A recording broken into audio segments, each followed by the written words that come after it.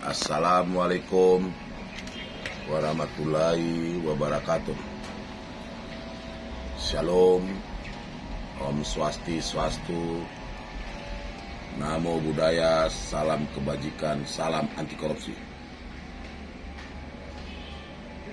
Saya Andi Panggabean, Ketua LSM Tampera DPD Kota Medan, menyikapin tentang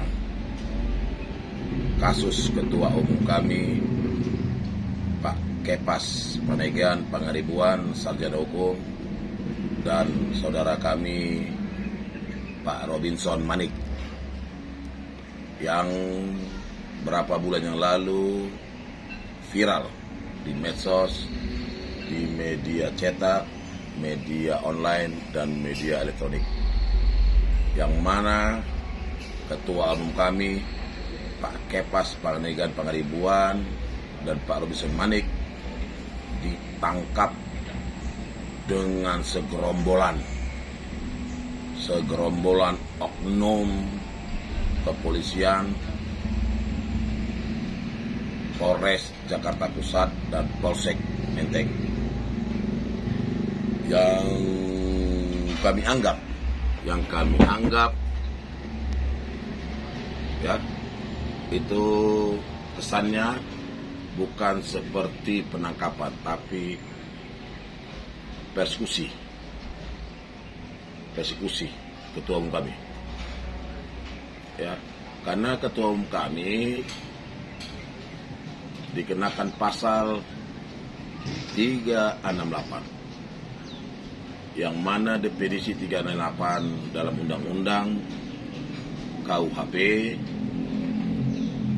adalah pemerasan, ya, yaitu mengambil harta ataupun benda ataupun barang demi keuntungan sendiri dengan cara memaksa ataupun dengan cara pengancaman. Jadi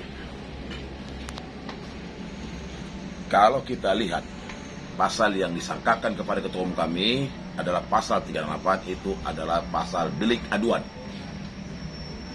Jadi kalau delik aduan itu prosesnya harus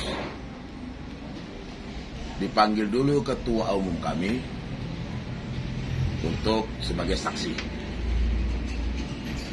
Ya, gelar perkara, baru apakah terbukti ataupun layak untuk dinaikkan statusnya sebagai tersangka, baru dipanggil lagi kedua kali Ketua Umum kami untuk sebagai tersangka. Tapi proses itu tidak dilaksanakan oleh penyidik Polres ataupun Polsek Jakarta Pusat ataupun Polsek Menteng, tidak dilaksanakan. Kesannya seperti sengaja diciptakan atau dipaksakan. Makanya maaf, kenapa saya katakan ini bukan adalah skenario penangkapan, karena kalau bukan terlapor oknum kepolisian, kalau bukan pelapornya oknum kepolisian, mungkin skenarionya bukan begini. Mungkin seperti saya bilang itu prosedurnya jalan, tapi karena ini pelapor oknum kepolisian, maka skenarionya sangat kita sesalkan, buru-buru dipaksakan, ya, dan kesannya seperti dipersekusi. Jadi saya menyikapin setelah proses panjang sampai ditetapkan Ketua Umum kami P21 dan sidang di Pengadilan Jakarta Pusat, kita memantau mengikuti persidangan Ketua Umum kami bahwa fakta di pengadilan, fakta hukum di pengadilan jelas. Satu, pelapor atas nama HD, oknum perwira di Polsek Menteng, jelas mengakui bahwa ketua umum kami datang ke Polsek bukan mau meminta uang, bukan mau memeras, tapi mau klarifikasi tentang adanya masyarakat mengadu ke kantor kami, ke kantor DPP, ke kantor Ketua Umum LSM Tamperak, adanya oknum kepolisian melakukan dugaan pungli atau pemerasan terhadap masyarakat yang lagi proses hukum mereka periksa. Dugaan 4 masyarakat yang diperiksa memakai narkoba. Kalau kata pasarannya, masyarakat itu akan dilepas ataupun direhab dengan catatan masyarakat itu memberikan imbalan uang. Ya. Karena fakta di pengadilan, HD mengakui 3 amplop, tapi dia mengatakan isinya lupa dan berulang-ulang dipertanyakan hakim dan dipertanyakan pengacara, ya, penasihat hukum, tetap HD mengatakan lupa. Itu pun kita menduga bahwa HD telah bersaksi bohong. Tidak mungkin dia tidak tahu mengetahui berapa jumlah dalam amplop. Itu satu. Ya. Kedua, dipertanyakan hakim lagi kepada oknum HD. Ya. Apakah saudara Kepas ada meminta uang kepada Anda? Terang-terang saudara Hadi mengatakan bahwa saudara Kepas pada Ribuan tidak pernah meminta uang, tetapi saudara Hadi niatnya mau membantu LSM Tamperak, dan dipertanyakan lagi sama ketua umum kami, ya, tidak usah kamu bantu kami kalau uang yang kamu bantu itu ada kaitannya dengan yang saya lagi klarifikasi tentang ada dugaan oknum pungli, dan beliau mengatakan tidak ada dan ini adalah tulus niat membantu. Tapi ketua umum kami tetap mengatakan, ya, saya hanya mau jumpa Kapolsekmu. Mari kita bicara sama Kapolsekmu, kita sama-sama mau ini klarifikasikan. Tapi tidak bisa oleh Odung Ade membawa Kapolseknya menjumpai ketua umum kami. Maka kita tidak tahu sikap apa Odung Ade, ya, mentransfer uang 50 juta ke rekening LSM Tamperak. Begitu ditanyakan kepada ketua umum kami oleh penasihat hukum dan hakim, dari mana bisa tahu? Karena dari nomor rekening LSM Tamperak, karena Pak Ketum kami, Pak Ketum kami pernah diminta identitas diri. Jadi Pak Ketum kami memberikan kartu nama. Di kartu nama itu ada nomor rekening LSM Tamperak. Jadi uang 50 juta itu ikhlas HD memberikan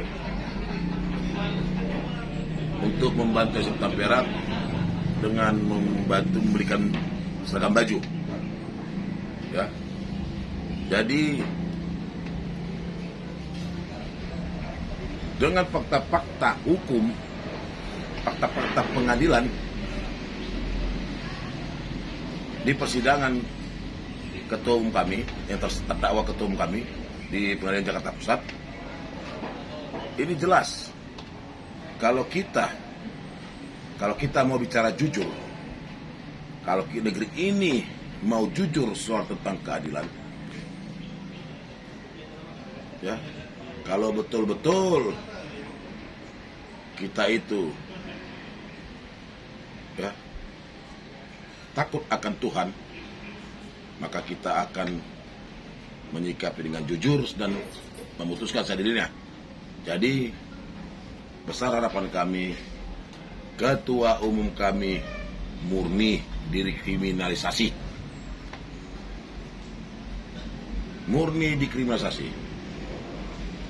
ya. Jadi waktu di pengadilan juga JPU, Jaksa Penuntut Umum, menghadirkan saksi ahli pidana, ya, EF, inisial EF. Tapi waktu penasihat hukum kami, Pak Daci, mempertanyakan tentang sertifikasi ahlinya dan nidoknya, nomor induk dosen nasionalnya, nidonnya, sertifikat ahli tidak bisa menunjukkan nidonnya, dan sertifikasi dosennya ahli tidak bisa menunjukkan atau tidak ada, mengatakan tidak ada sertifikasi dosen dan nidonnya, ya, nilai induk dosen nasional, nomor induk dosen nasional tidak ada. Jadi kita ragukan kesaksian ahli dan keahliannya, dan ahli juga mengatakan bahwa dia tidak dosen tetap di salah satu universitas. Jadi kita bingung bagaimana seorang jaksa penuntut umum bisa menghadirkan saksi ahli tanpa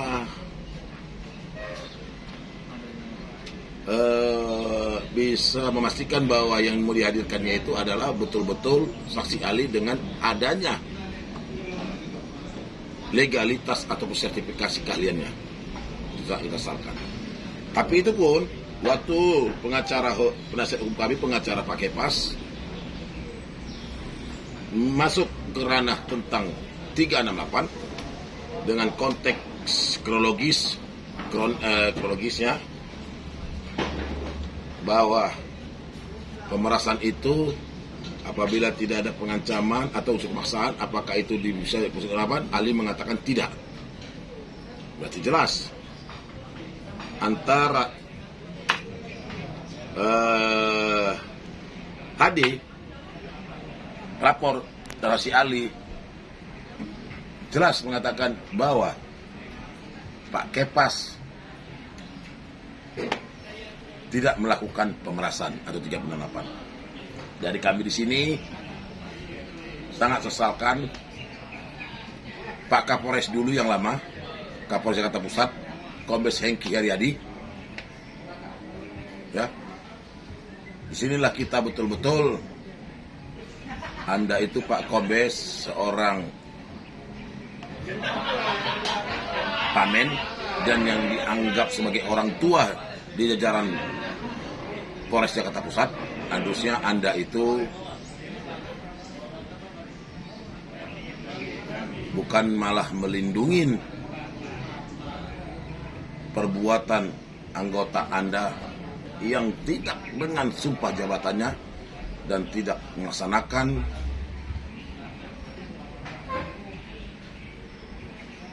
undang-undang dalam tugasnya, dan malah ikut berkolaborasi atau melakukan tindakan pidana atau kejahatan, ya, dan malah Anda Pak Kapolres, mantan Kapolres Jakarta Pusat, Kombes Hengki Haryadi, dengan tidak merasa bersalah dan berdosa, Anda mengundang rilis pers hari itu juga mengatakan bahwa Pak Kepas Panega Pangaribuan dan Robi Somanik, pelaku pemerasan pengancaman oknum kepolisian.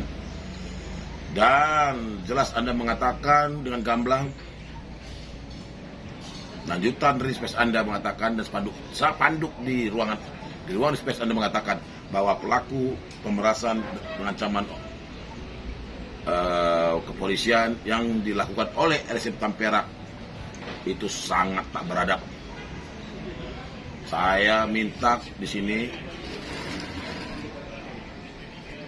Kapolri harus memeriksa Kombes Pol Hengki Haryadi, ya, dan menghukumnya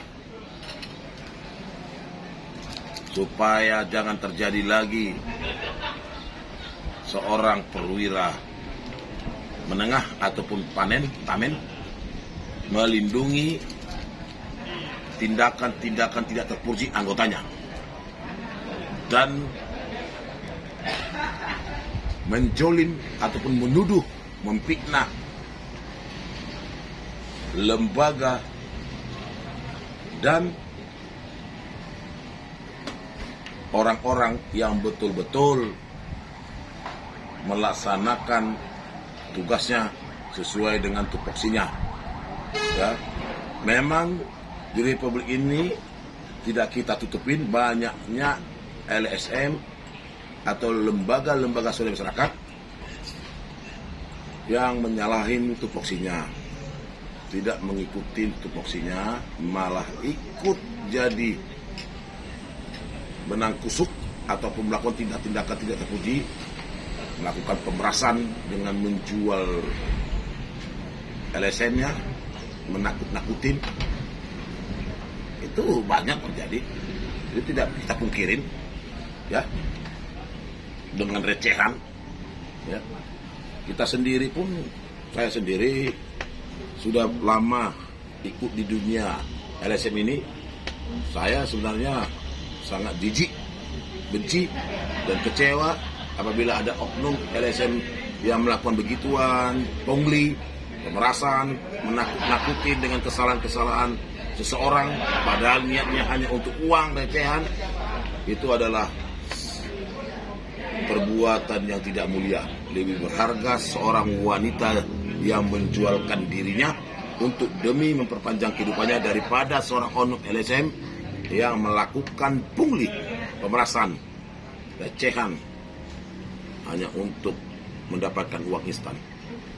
Tapi kami di sini jelas, Pak Ketua Umum kami jelas, Pak Kepas Panega Pangaribuan, dia korban kejahatan, ya, kejahatan penguasa hukum, ya, karena dia cinta instansi kepolisian supaya instansi kepolisian itu berwibawa dan bersih dari pelaku-pelaku oknum yang jahat yang menjual jabatannya untuk kekayaannya, keuntungannya, ya, yang menjual jabatannya, kekuasaannya, menakut-nakuti masyarakat hanya untuk mendapatkan harta, merampok, berdasi, perampok hukum, ataupun kejahatan yang berlindung di bawah hukum. Ini yang harus kita berantas. Ini harus kita lawan. Walaupun taruhannya nyawa sendiri, kita harus siap. Karena kita cinta tanah air ini, karena kita cinta ke Republik Indonesia ini. Karena apa? Bagaimana koruptor bisa habis di Republik Indonesia ini apabila pelaku-pelaku penegak hukum di Republik Indonesia ini juga masih tidak mempunyai malu dan malah bangga melakukan perbuatan-perbuatan pemerasan, menakut-nakutin masyarakat ataupun yang diperiksa hanya untuk supaya mendapatkan uang, menimbun uang, memperkaya diri sendiri. Negara ini bakal hancur apabila penegak hukum di Indonesia ini belum bersih. Jadi kasus ketua umum kami ini membuktikan, ini bukti fakta di Republik ini bahwa aparatur hukum khususnya institusi kepolisian masih banyak oknum kepolisian, pelaku pungli, pemerasan dengan jual nama institusi, mempermalukan institusinya ya, dengan senjatanya dia sebagai penegak hukum. Itu sangat disesalkan. Tapi kami Simpang Perak salut dan bangga kepada ketua umum kami dan Pak Rudi Semanik. Jadi kita minta kepada Mahkamah Agung dan Ketua Pengadilan Tinggi DKI Jakarta dan Ketua Majelis yang menyidangkan ketua umum kami dan para anggota-anggotanya supaya memutuskan ketua umum kami dibebaskan dan dibersihkan namanya, karena jelas kami dari Simpang Perak teraniaya. Ya, kami sendiri pun akibat kasus ketua umum kami sekarang yang betul-betul kami di media ini, ya, saya tidak mau, saya tidak suka memuji diri sendiri atau memuji apa. Kami betul-betul melaksanakan kerja kami dengan membantu masyarakat, baik dalam sosial, materi, maupun dalam pelayanan hukum. Ya, kami menjalankan itu. Lihat postingan saya, baik di media-media, gerakan Simpang Perak DPD Kota Medan. Audio rekodnya jelas, bukan hoak. Kami aja mau merubah supaya LSM itu kembali ke realnya. Ya, tapi inilah Republikku, apabila kita melawan arus kepada penguasa-penguasa oknum kejahatan, maka kita yang akan menjadi penjahatnya. Seharusnya kita bukan penjahatnya, tapi karena kita tidak mau berkolaborasi kepada penguasa yang jahat, kepada oknum yang jahat, malah kita jadi penjahat di Indonesia ini. Kita contoh di negeriku. Jadi harapan saya kepada penggiat-penggiat LSM, berubahlah, kembalilah kita ke tupoksi kita sebagai social control. Beranilah kita menyuarakan, berani karena benar, meminta maaf karena salah. Akhir kata saya sampaikan, mohon maaf kepada Tuhan Allah Subhanahu wa taala apabila ada kata-kata saya salah, dan mohon ampun juga kepada Allah Subhanahu wa taala. Dan sampaikan saya semangat moral kepada ketua umum, tetap semangat Pak Ketum. Saudara saya Pak Rudi Semanik, tetap semangat. Anda adalah pejuang anti korupsi. Kita bangga, kami dari DPD Kota Medan bangga melihat ketua umum kami biar sanggup menabrak, sanggup menghadapi penguasa hukum yang nakal, yang jahat, walaupun taruhannya penjara dan kuburan. Akhir kata, kami ucapkan salam anti korupsi. Perak, anti korupsi, anti korupsi.